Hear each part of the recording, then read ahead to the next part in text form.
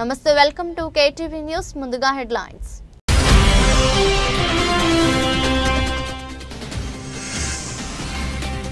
విజయవాడ నగరంలోని ఎంఆర్ఓ కార్యాలయం ఎదుట సిపిఐ ధర్నా. ఇళ్ల స్థలాల నిర్మాణానికి నిధులు కేటాయించాలని డిమాండ్.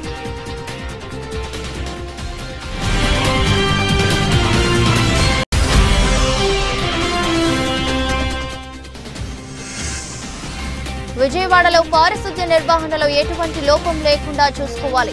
అధికారులను ఆదేశించిన నగరపాలక సంస్థ కమిషనర్ ధ్యానచంద్ర.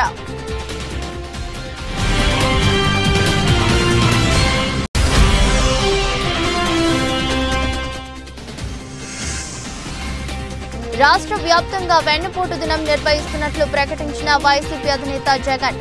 ప్రతి ఒక్కరూ ఈ నిరసనల్లో పాల్గొనాలని పిలుపు.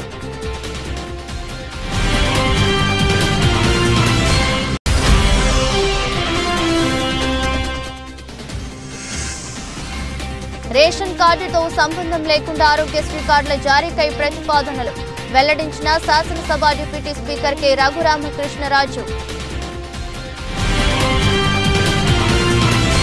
అధికారంలో ఉన్న కూటమి ప్రభుత్వం గత ఎన్నికల ముందు అర్హులైన నిరుపేదలందరికీ టీడ్కో ఇళ్లతో పాటు పట్టణ గ్రామీణ ప్రాంతంలో ప్రతి ఒక్కరికి 2 సెంట్ల నుండి 3 సెంట్ల లోపు నివేద స్థలాలను ఇస్తామని హామీ ఇచ్చి నేటికి ఏడాది పూర్తవుతున్న హామీలను అమలు చేయకపోవడం దారుణమని సిపిఐ రాష్ట్ర కార్యదర్శి రామకృష్ణ కూటమి పరిపాలనపై తీవ్రస్థాయిలో ధ్వజమెత్తారు. ఇళ్ల స్థలాల నిర్మాణానికి నిధులు కేటాయించాలని డిమాండ్ చేస్తూ భారత కమ్యూనిస్టు పార్టీ సిపిఐ నగర్ సమితి ఆధ్వర్యంలో నగరంలోని ఎంఆర్ఓ కార్యాలయం ఎదుట ధర్నా నిర్వహించారు.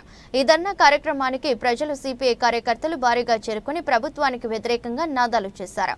కార్యక్రమంలో పాల్గొన్న సిపిఐ రాష్ట్ర కార్యదర్శి రామకృష్ణ, ఎన్టీఆర్ జిల్లా కార్యదర్శి దొండపూడి శంకర్, నగర కార్యదర్శి జి కోటేశ్వరరావు తదితరులు పాల్గొని మాట్లాడుతూ గత ఎన్నికలలో అర్హులైన ప్రతి ఒక్కరికి ఇళ్ల స్థలాలతో పాటు గతంలో పూర్తయిన టీడ్కో ఇళ్లను ఇస్తామని హామీ ఇచ్చి అమలు చేయలేదన్నారు. ఇచ్చిన హామీల మేరకు టీడ్కో ఇళ్లను ఇవ్వాలని 3 సెంట్ల స్థలాన్ని కేటాయించి ఇల్లు నిర్మాణానికి 4 లక్షల రూపాయలు ఇవ్వాలన్నారు. ప్రభుత్వం తక్షణమే స్పందించి ఇళ్ల స్థలాలను కేటాయించడంతో పాటు ఇల్లు నిర్మాణానికి 4 లక్షల రూపాయలు మంజూరు చేయాలని డిమాండ్ చేశారు. అలా చేయని పక్షంలో పెద్ద ఎత్తున ఆందోళన చేపడతామని హెచ్చరించారు.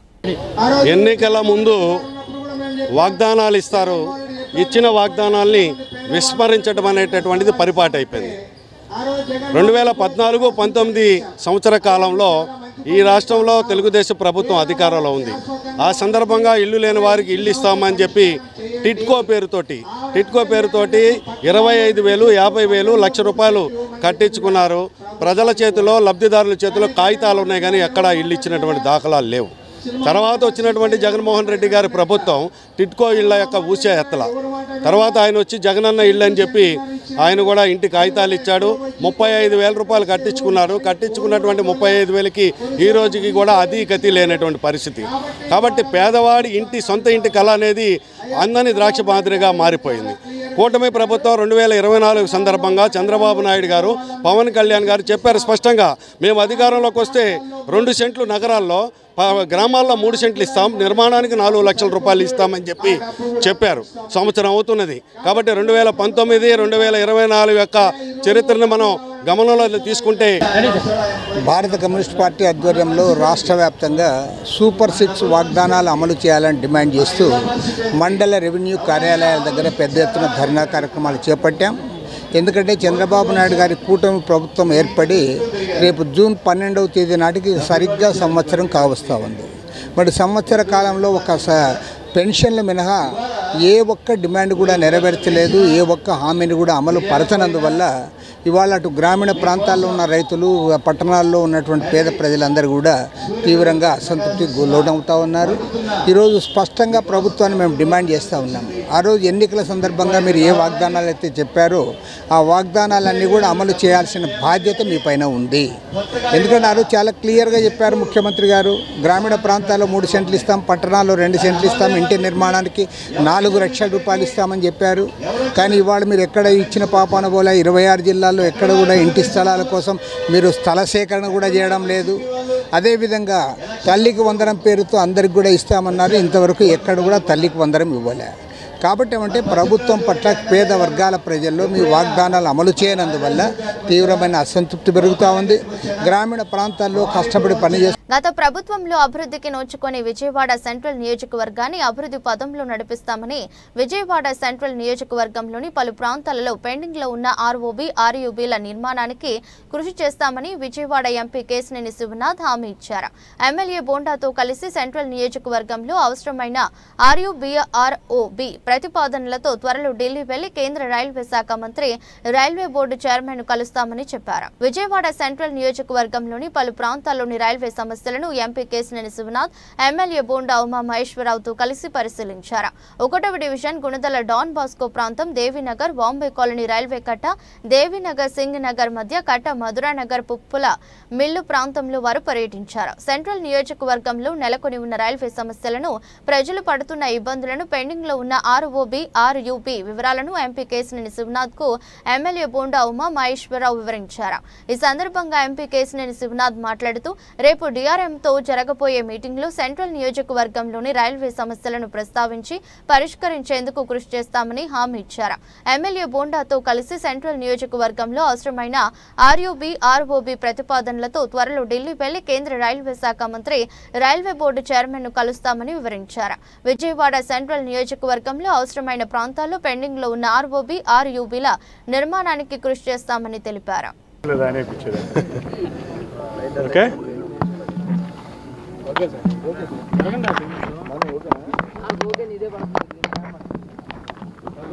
సెంట్రల్ నియోజకవర్గంలో మరి విజయవాడ రైల్వే జంక్షన్గా ఉన్నటువంటి సమయంలో మెయిన్ లైన్లన్నీ కూడా సెంట్రల్ నియోజకవర్గం గుండానే వెళ్తూ ఉంటాయి.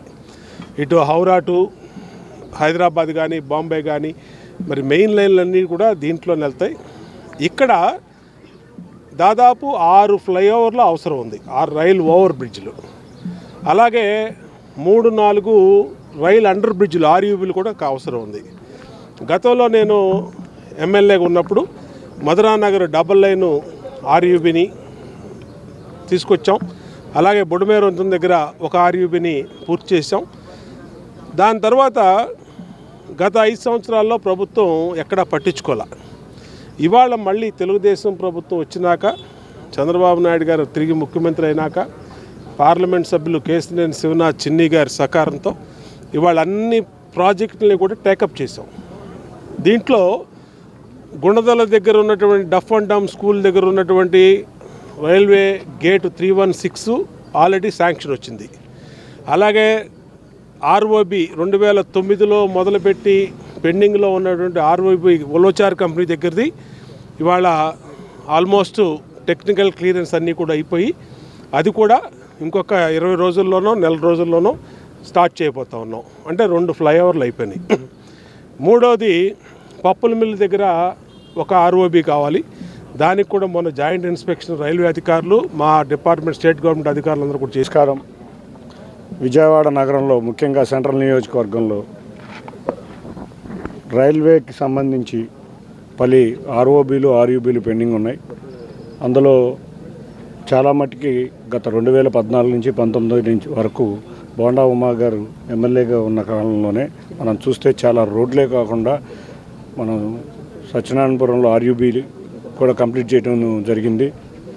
వీటన్నిటికీ తోడు ఈ గుందల ప్రాంతం కానీ డివిజన్ 30వ నెంబర్ డివిజన్లో కానీ ఈ Bombay colony connection, Ayodhya Nagar Ranibabu colony connection కానీ ఆర్యూబీలు కానీ ఆర్ఓబీలు కానీ అన్నిటికీ కూడా రేపు డిఆర్ఎం గారితో నేను గౌరవ శాసనసభ్యులు బోండా ఉమ్మ గారు కలిసి మీటింగ్ ఏర్పాటు చేశాం. ఈ మీటింగ్లో ముందు ఇక్కడ ఉన్న లోకల్ పెండింగ్ ఇష్యూస్ అన్నీ కూడా క్లియర్ చేసుకుని మేమిద్దరం కూడా ఈ 10-15 రోజుల్లోనే రైల్వే మంత్రి గారిని రైల్వే బోర్డు అధికారులని కలిసి ఇక్కడ శాంక్షన్కి వచ్చే విధంగా మేము కృషి చేస్తాం అని. దానికి అన్నిటికన్నా ముఖ్యంగా సింగనగర్లో బోండా ఉమ్మ గారి అధికారంలో మన రెండోసారి అధికారంలోకి రాగానే మొన్న వరదల సమయం నుంచి కూడా సింగనగర్లో 2వ ఫ్లైఓవర్ కావాలని బోండా ఉమ్మ గారు పోరాడుతున్నారు. అది కూడా రాష్ట్ర ప్రభుత్వం ప్లస్ రైల్వేస్కి ముడిపడి ఉన్న సమస్య కాబట్టి వీటిని కూడా గౌరవ ముఖ్యమంత్రి వర్యులోకి తీసుకెళ్ళి సింగనగర్లో ట్రాఫిక్ సమస్యలకి ఇబ్బంది లేకుండా బోండా ఉమ్మ గారి నాయకత్వంలో నేను కూడా నడుస్తాను తెలియజేసుకుంటున్నాను. Thank you. విజయవాడను గుంతలు లేని నగరంగా ఉంచాలని విజయవాడ నగర పాలక సంస్థ కమిషనర్ ధ్యానచంద్ర అన్నారు. విధుల్లో ఉన్న డిబ్రిస్ ను నిర్మాణ వ్యర్థాలను ఎప్పటికప్పుడు తొలగిస్తూ నగరాన్ని పరిశుభ్రంగా ఉంచుతూ పారిశుద్ధ్య నిర్వహణలో ఎటువంటి లోపం లేకుండా చూసుకోవాలని అధికారులను ఆదేశించారు. మంగళవారం ఉదయం తన పర్యటనలో భాగంగా Mahatma Gandhi road, Loyola college road, bench circle, వారధి పరిసర ప్రాంతాలను క్షేత్రస్థాయిలో పరిశీలించారు. ఆ ప్రాంతాలలో జరుగుతున్న పారిశుద్ధ్య నిర్వహణ, డీసిల్టింగ్ పనులు పరిశీలించారు.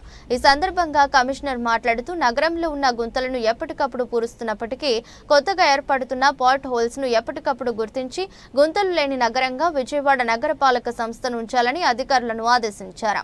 విధుల్లో ఉన్న డిబ్రిస్ ను నిర్మాణ వ్యర్థాలను ఎప్పటికప్పుడు తొలగిస్తూ నగరాన్ని పరిశుభ్రంగా ఉంచుతూ పారిశుద్ధ్య నిర్వహణలో ఎటువంటి లోపం లేకుండా చూసుకోవాలని అన్నారు.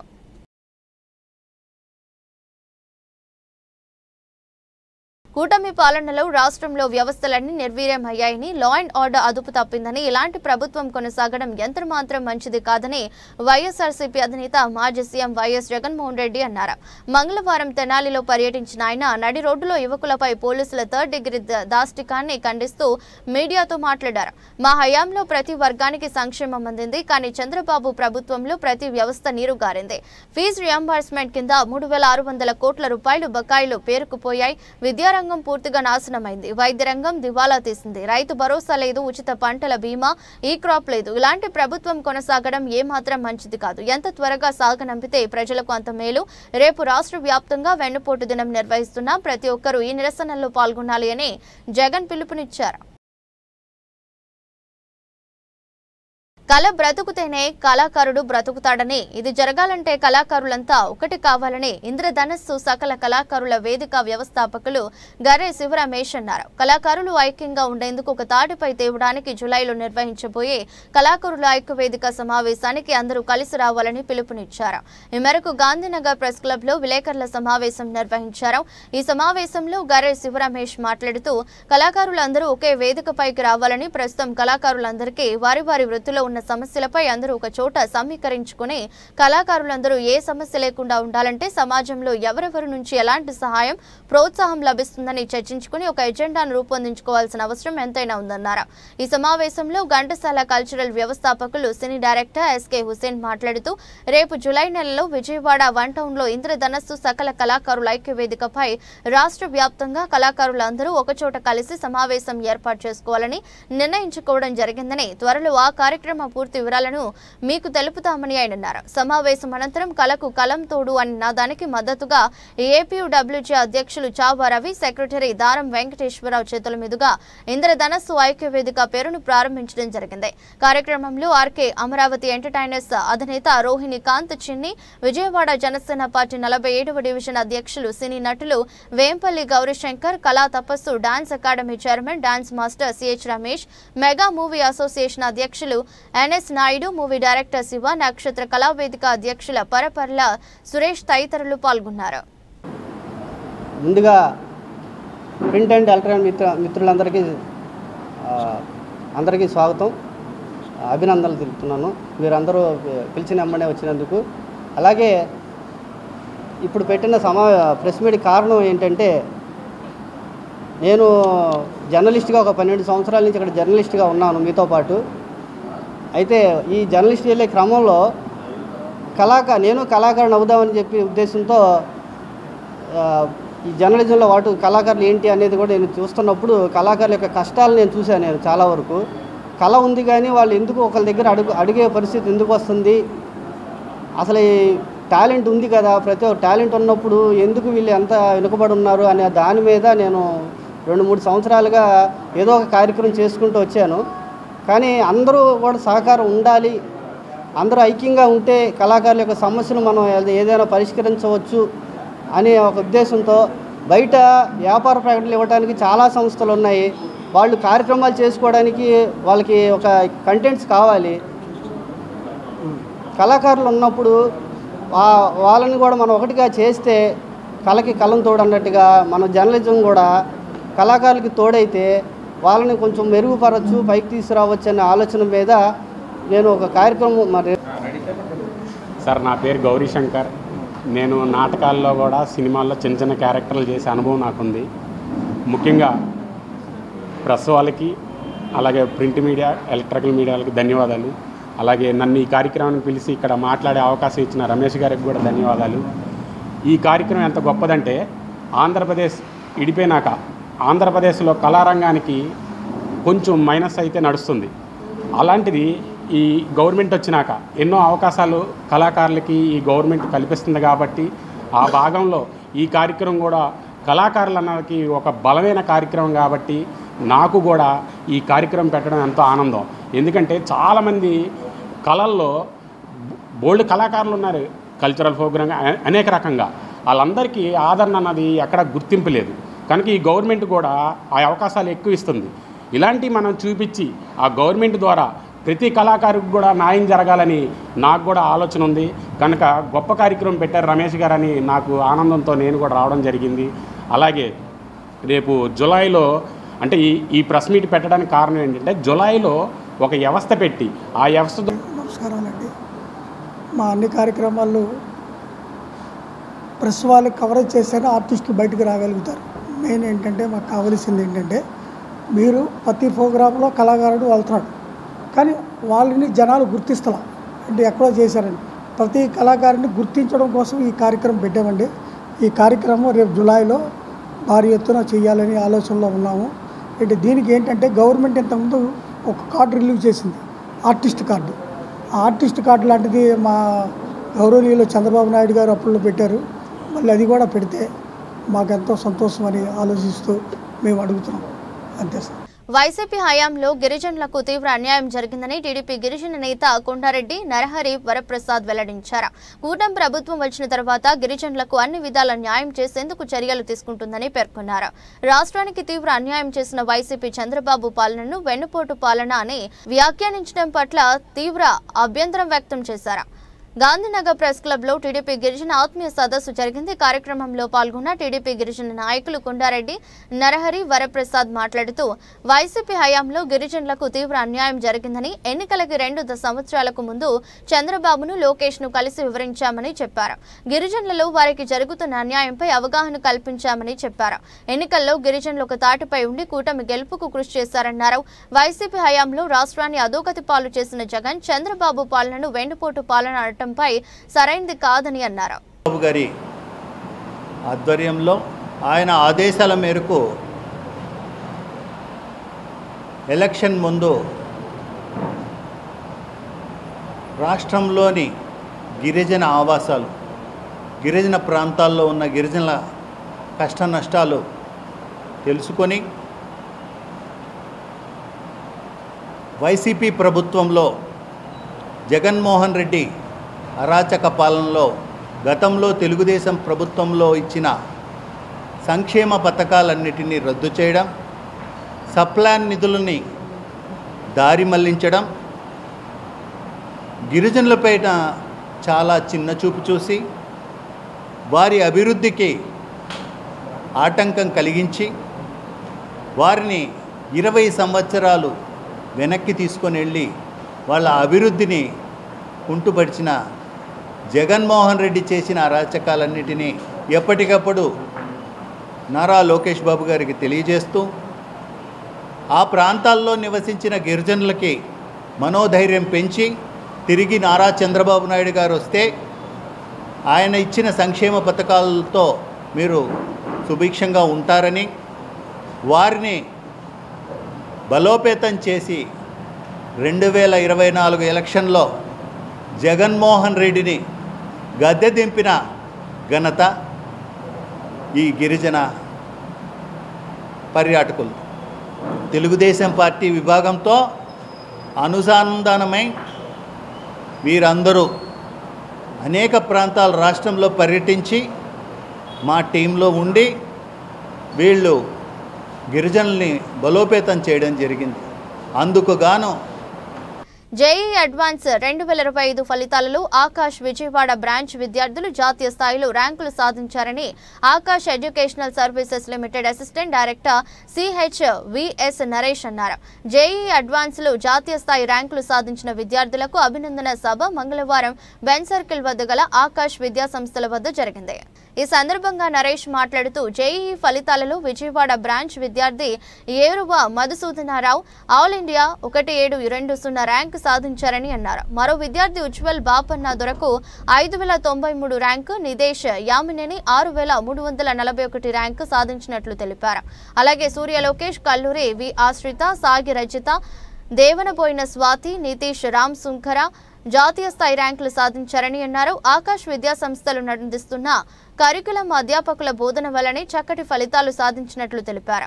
ప్రతి విద్యార్థి ఐఐటీలో ర్యాంక్ సాధించే విధంగా తమ సంస్థ ప్రత్యేకంగా శిక్షణ అందిస్తున్నామని అన్నారు.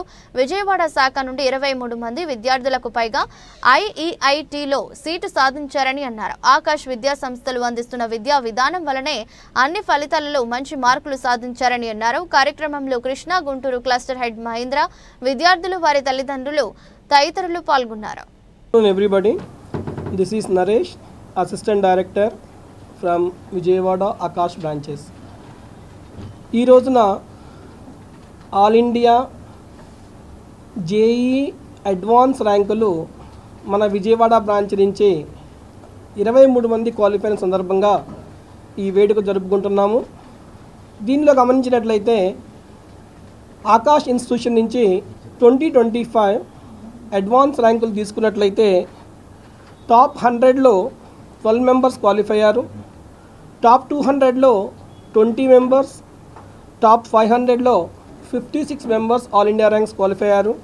అండ్ టాప్ 1000 మెంబర్స్ తీసుకున్నట్లయితే 122 మెంబర్స్ ఇప్పటివరకు అందిన ఫలితాలను బట్టి క్వాలిఫై అయిన వాళ్ళ నెంబర్ అన్నమాట. సో అదేవిధంగా మన విజయవాడ బ్రాంచ్ నుంచి కానీ గమనించినట్లయితే Madhusudana Reddy, the best hard worker and clever, ultimately 2 years 11th and 12th ఇక్కడ హాస్టల్లో ఉండి కష్టపడి చదివి 1720 ఆల్ ఇండియా ర్యాంక్ సంపాదించాడు. కేటగిరీ ర్యాంక్ తీసుకున్నట్లయితే 153 rank. Good afternoon everyone. So first of all Vijayawada media మిత్రులందరికీ thank you so much for giving this great opportunity. So ఇది మనకు అడ్వాన్స్ రిజల్ట్స్ మనకు కంప్లీట్ అయ్యాయి. సో మనకేంటంటే మన విజయవాడ ఎంటైర్ ఏపీలోనే మన విజయవాడలో మధుసూదన్ రెడ్డి అని అతనికి ఒక మంచి ర్యాంకు సాధించినందుకు ఫస్ట్ ఆఫ్ ఆల్ కంగ్రాచులేషన్స్ చెప్తున్నాను. సో ఇదంతా ఈ రిజల్ట్స్ రావడం గల కారణము మన ఆకాష్ ఫ్యాకల్టీస్ మాత్రము. సో మనకేంటంటే మన engineering faculties as well as assistant director Naresh sir కూడాను, సో అందరూ ఒక టీం వర్క్ చేసి ఇంత మంచి రిజల్ట్స్ అనేది మనకు ఇచ్చారు. So thank you so much sir.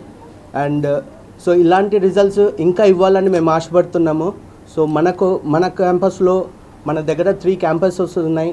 ఒకటి girls integrated campus, day scholar campus and boys integrated campus. So మీకు అందరికీ Y Madhusudan Reddy. I secured all India rank 1720 in JEE Advanced 2025. I did my 2-year JEE program in Akash Institute Vijayawada branch. Your faculties are very good and the curriculum given by Akash is very good. There are different types of tests conducted here, UT, term test. Finally, especially I want to talk about final test series conducted by Akash for JEE Advanced. It consists of 2 codes, Code A and Code B. Code A consists of questions which are 15 to 20% difficult than actual JEE Advanced questions, and Code B consists of questions which are similar to JEE Advanced questions. On writing around 25 tests for JEE Advanced mock test. It gives exposure to different types of questions, and you can create your own exam strategy so that you will perform well in your final exam. How did you feel and what is your achievement? On the day of I wanted to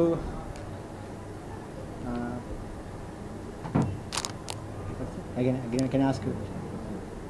How do you feel? What is your What is your goal? next? What is your goal? I wanted to get a good job, and I wanted to in any of the top 8 IITs. I wanted to beat it. I am Ujjwal. I have secured 5093 rank in JEE Advanced 2025. I have studied in Akash Vijayawada branch. For securing this rank, my teachers have motivated every time, and after conducting these test results, they have consulted me and asked what is your problems. They have cleared my problems every time, and I am feeling good. It was somewhat good rank for me to get 5000 rank. I have to choose CSC branch in any of IITs. This is Ashrita. I have secured 6,205 marks in JEE Advanced. It is OBC rank, not general rank. And I actually wanted to secure a seat in aerospace engineering, but with my current marks, I couldn't get into it. So I am trying for other colleges which can offer me that branch. And Akash is a very good institute. The faculty here are very experienced and they help you and they guide you very well. Thank you. I secured 3,500 rank in advanced exam.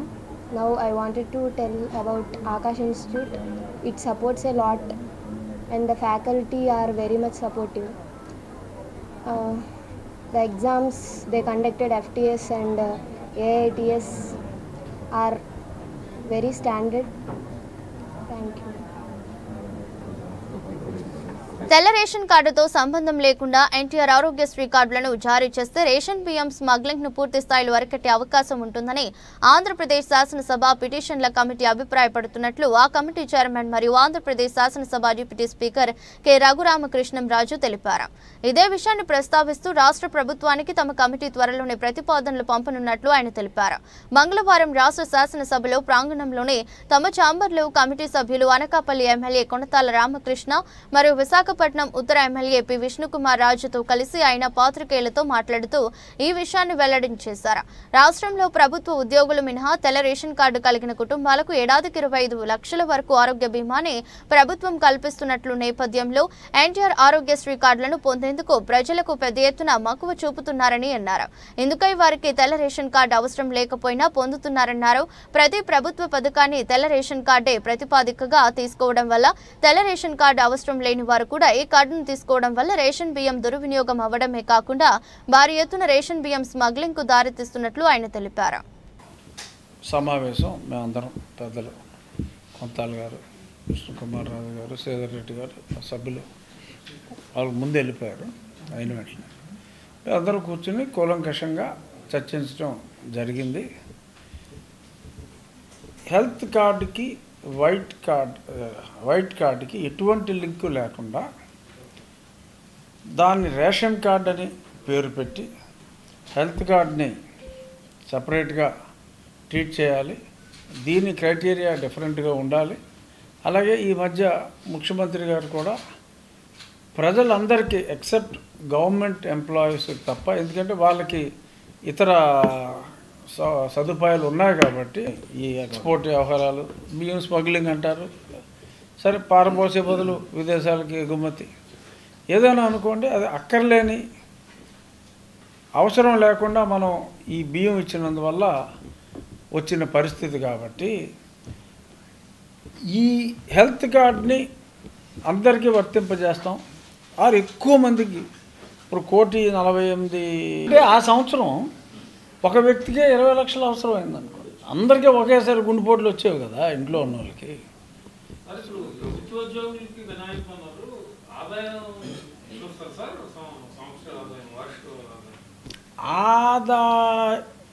ప్రభుత్వం ఆలోచనలో ఉన్నదైతే ప్రభుత్వ ఉద్యోగులకు already కేంద్ర ప్రభుత్వం అయితే ESI already ప్రభుత్వ ఉద్యోగులకి schemes ఉన్నాయి కదా, ఉన్న వాళ్ళకి కాకుండా అంటే ఆ సంవత్సరం ఒక వ్యక్తికే 20 లక్షలు అవసరం అయిందనుకోండి. అందరికీ ఒకేసారి గుండెపోట్లు వచ్చేవి కదా ఇంట్లో ఉన్న వాళ్ళకి.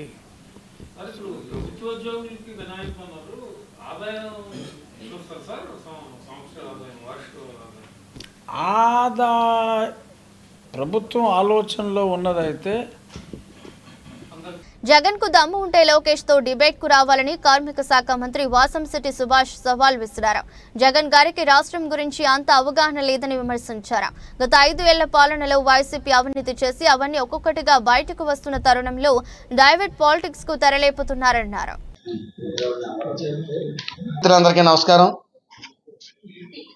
మనం చూస్తూ ఉన్నాం, ఏదైతే గత 5 ఏళ్ల పాలనలో అవినీతి చేసి ఈ స్కామ్లన్నీ ఒక్కొక్కటిగా బయటకు వస్తున్న తరుణంలో మరి దాన్ని తప్పించుకునే ప్రయత్నంగా డైవర్ట్ పాలిటిక్స్కి తెరలేపుతూ మరి వెన్నుపోటు దినంగా రేపు వైసీపీ ప్రకటించడం హాస్యాస్పదంగా ఉంది.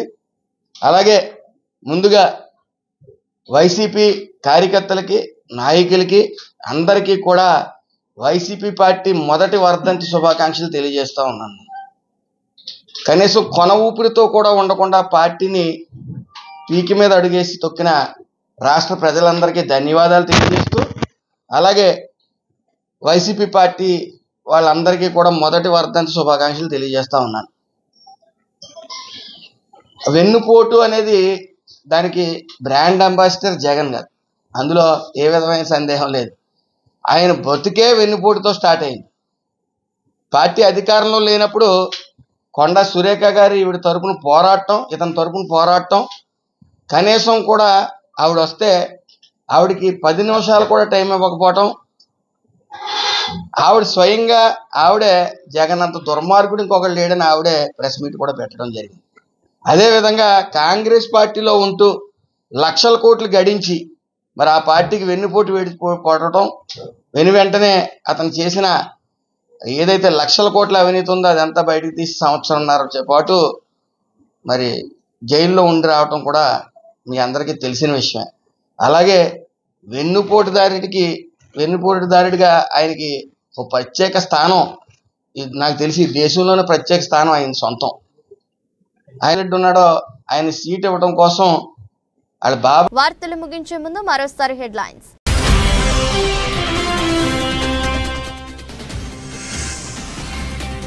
విజయవాడ నగరంలోని ఎంఆర్ఓ కార్యాలయం ఎదుట సిపిఐ ధర్నా. ఇళ్ల స్థలాల నిర్మాణానికి నిధులు కేటాయించాలని డిమాండ్.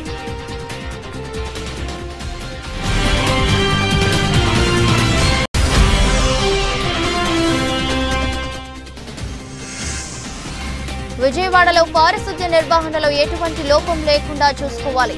అధికారులను ఆదేశించిన నగర పాలక సంస్థ కమిషనర్ ధ్యానచంద్ర.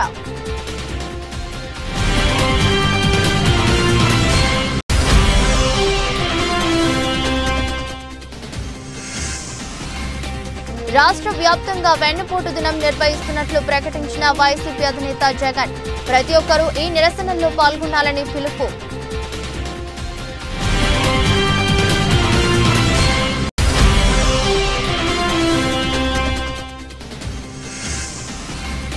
రేషన్ కార్డుతో సంబంధం లేకుండా ఆరోగ్యశ్రీ కార్డుల జారీకై ప్రతిపాదనలు వెల్లడించిన శాసనసభ డిప్యూటీ స్పీకర్ కె రఘురామకృష్ణరాజు.